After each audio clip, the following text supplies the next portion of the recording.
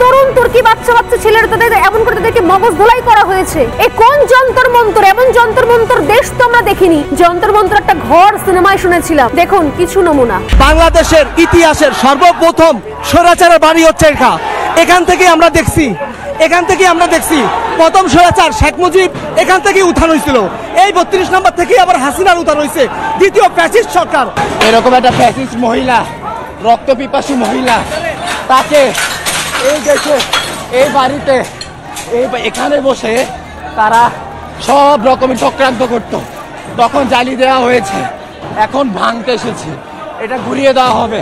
আমরা কখনো ভাবতেও পারবো না কি যে বাড়িতে গান্ধীজি ছিলেন বা যেখানে সবরমতী আশ্রম, সেখানে গিয়ে কোথাও কিছু ধরনের ঘটনা ঘটছে, বা অন্যান্য সেই সময়কার যারা স্বাধীনতা সংগ্রামী নেতারা তাদের বাড়ি জ্বালিয়ে দেওয়া হচ্ছে।